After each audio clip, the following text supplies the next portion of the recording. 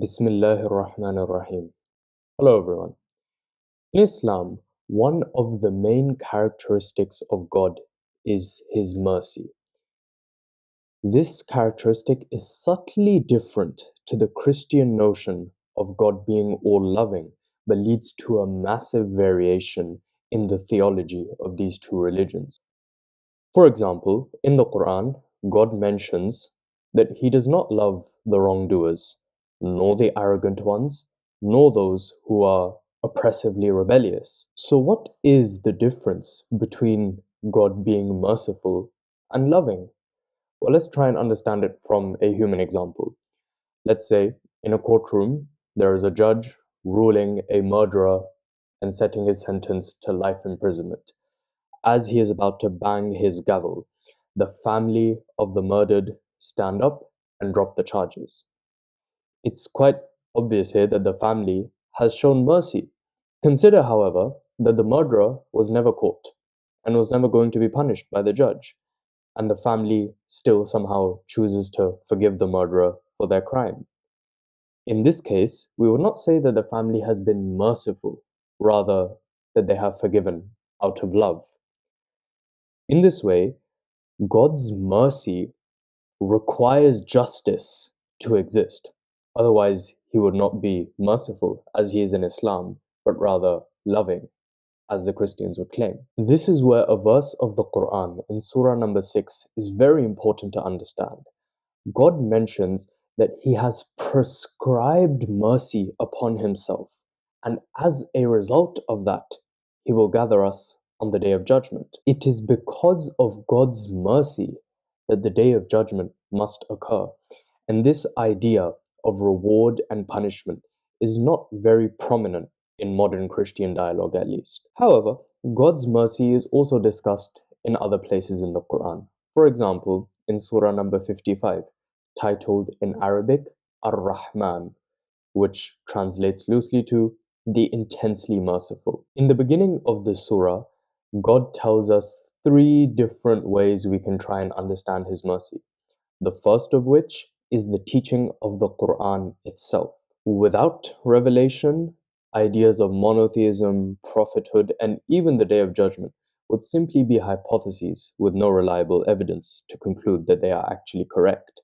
In Quranic thought, we have made a covenant with God before we were born that we would proclaim Him Lord. We have made this covenant with Him, and He will judge us on the Day of Judgment if we choose to accept Him, whether the Quran was revealed or not. So it could have been the case that God chose not to reveal the Quran. However, He has still chosen to do so as an attribute of His mercy. The Quran, in this way, is a product of God's intensely merciful nature. The second observation the Quran mentions is a product of God's mercy is the creation of humans themselves. You can imagine a world in which you and I don't exist, even though that imagination is questionable, because when you start to try and imagine not existing, you're still imagining something. Your imagination still exists. So in some way, it's impossible to imagine. However, it could still have been the case that you and I did not exist. And existence is preferable to non-existence. Anyone who argues otherwise, well, everyone has the tools at their disposal to enter into non-existence. So if that is truly a belief they hold, then perhaps they should use those tools. But just for a second, try and understand what the human experience is, what it would mean to not be human. Imagine you were a rock. Some physicists do claim that the fundamental basis and building block of everything is consciousness, so that a rock would have some sort of conscious experience of being a rock.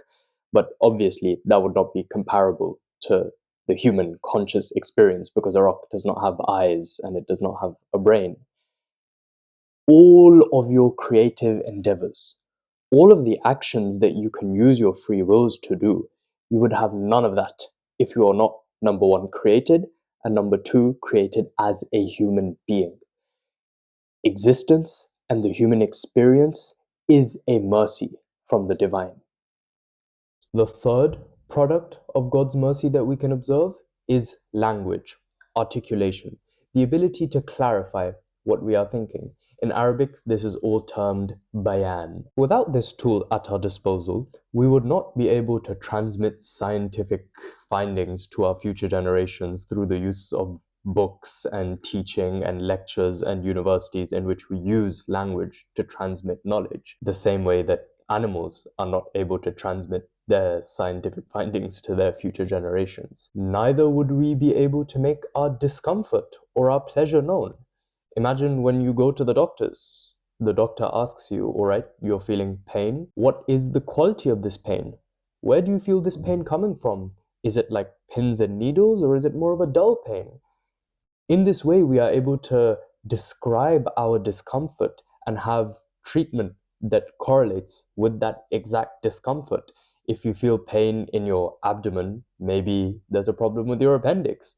If you have pain in your head, then maybe you have a migraine problem that needs to be solved in a different way. If we did not have this tool of articulation at our disposal, then the only way we could make anything known would be through moans and groans, the same way that animals express that they are feeling pain. In summary, the Christian idea of an all-loving God is very comforting, though incomplete.